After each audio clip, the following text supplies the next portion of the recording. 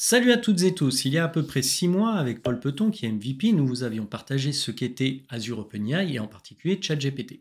Et bien aujourd'hui, j'ai décidé de vous montrer les 3 dernières nouveautés qui me paraissent les plus utiles à connaître pour pouvoir continuer à profiter de l'intelligence artificielle à la sauce Microsoft. Allez, c'est parti! Preview.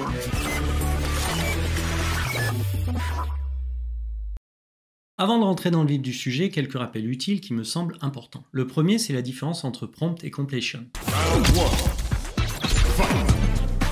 Alors un prompt, c'est les instructions que vous allez donner à l'intelligence artificielle, en l'occurrence à GPT-4 dans notre cas. Alors qu'un completion, c'est la réponse que va vous faire l'intelligence artificielle suite à votre prompt. Second point important à connaître, que vous utilisez modèle 3.5 ou 4, comme ça va être le cas dans notre vidéo, il faut savoir que les données sont basées sur des données publiques qui datent de fin 2021. Autre point à connaître, on vous parle souvent de 16K, 32K pour des modèles de type 3.5 ou 4 avec GPT. Qu'est-ce que ça veut dire? En fait, les 16K et 32K correspondent au nombre maximum de tokens qui peuvent être utilisés lors de vos prompts, donc des instructions que vous allez donner à l'intelligence artificielle, mais aussi lors des completions, donc lorsqu'elle va vous répondre. Et donc on en vient à la question de qu'est-ce qu'un token? Un token c'est 4 caractères en langue anglaise. Par exemple, le mot-clé pear fait un token, P-E-A-R, ce qui veut dire poire, alors que le mot-clé hamburger va faire 3 tokens. Et là où ça devient intéressant, c'est que vous allez être facturé sur le nombre de tokens consommés. Dernier point hyper important qui me semble utile de vous partager, c'est pourquoi choisir Azure OpenAI plutôt qu'OpenAI.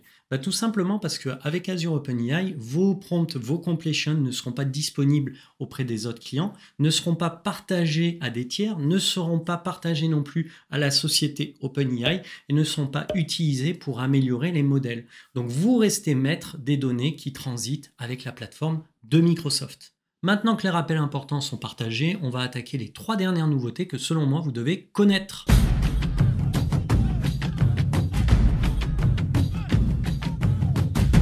La première nouveauté et non des moindres à connaître est la possibilité que vous avez de désormais pouvoir ajouter vos données dans Azure OpenAI, ce qui va permettre à ChatGPT de se baser sur celle-ci et pourquoi pas exclusivement sur celle-ci pour répondre à vos questions.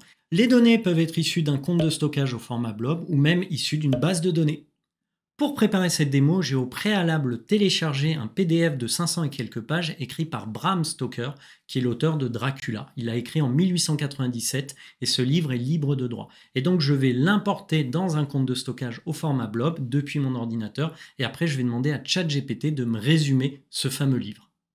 Dans l'onglet Add Your Data en preview, je vais cliquer sur le bouton Add Data Source, puis je vais sélectionner comme source un fichier qui est présent au format PDF sur mon ordinateur et qui contient le fameux livre de Dracula au format PDF. Ensuite, je sélectionne le compte de stockage qui va recevoir mon livre. Je sélectionne aussi un service qui s'appelle Cognitive Search qui va me permettre d'indexer ce fameux document. Et puis à partir de là, j'ai plus qu'à nommer l'index utilisé pour la démo. Je nomme ce fameux index livre Dracula et je clique sur le bouton Next. Notez les extensions que vous pouvez utiliser pour télécharger vos propres données. On voit qu'il gère du TXT, du MD, du PDF, du HTML et puis bien entendu du doc ou du PPTX. Et la taille des fichiers est limitée à 16 MB. En cliquant sur Browse for a file, je vais pouvoir sélectionner mon fameux livre au format PDF de Bram Stoker nommé Dracula. Puis je vais cliquer sur le bouton Upload File. Et maintenant, en cliquant sur le bouton Next, je vais pouvoir lui demander d'indexer sous forme de mots-clés mon livre. Et j'ai plus qu'à cliquer sur le bouton Next et Save and Close. Et là, à partir de là, Azure va indexer mon document et va l'intégrer à ChatGPT, ce qui va me permettre de travailler sur celui-ci. 1 minute later. Une fois mon PDF pris en compte et indexé par GPT, je vais pouvoir cliquer sur Advanced Settings et là j'ai une nouvelle option qui apparaît qui va me permettre de limiter les réponses uniquement à mon document et non plus baser les réponses de GPT sur des données publiques qui datent de fin 2021. Avant de demander à ChatGPT de résumer mon document, mon fameux livre Dracula, je vais lui définir sa personnalité, c'est-à-dire dans quel contexte il va me répondre. Et là, dans ces cas-là, j'ai demandé qu'il devienne et qu'il prenne la peau de Maître Yoda et qu'il utilise sa façon de s'exprimer pour résumer mon document. Après lui avoir demandé de résumer le document, comme vous pouvez le voir, il l'a fait, mais en plus en s'exprimant de la même façon que le ferait Maître Yoda. Et pour terminer, pour chacun de ces résumés, il a donné une référence pour pouvoir justifier ses propos.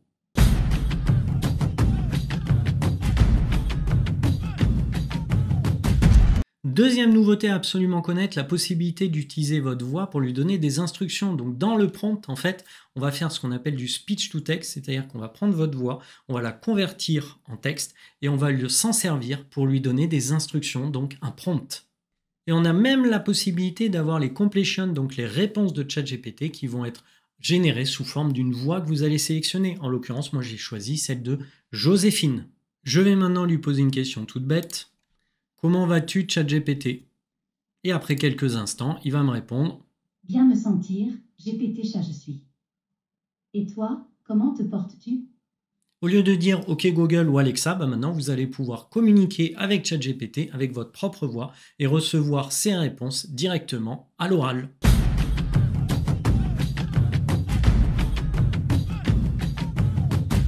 Dernière nouveauté, et pas des moindres, la possibilité qui vous est offerte au travers d'un bouton qui s'appelle Deploy To, de déployer ChatGPT directement dans un site web managé par Microsoft, une fameuse web app, ce qui va permettre à vos utilisateurs d'accéder à votre intelligence artificielle après authentification directement depuis un site web.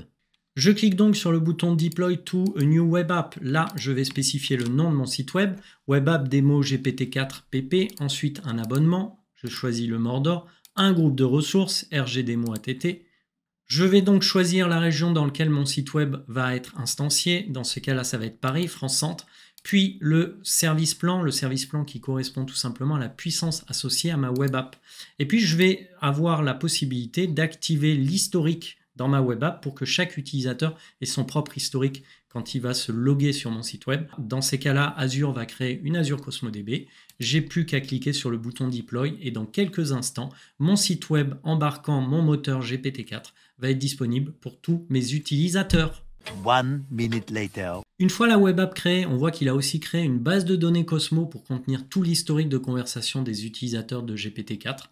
Donc en cliquant sur la web app, je vais pouvoir ouvrir une nouvelle fenêtre, m'authentifier directement au travers de mon compte d'utilisateur qui est dans le tenant. Et après quelques instants, vous le voyez, j'ai bien accès à ChatGPT sur la web app et je peux voir aussi tout l'historique de conversation en cliquant sur Show Chat History. Preview.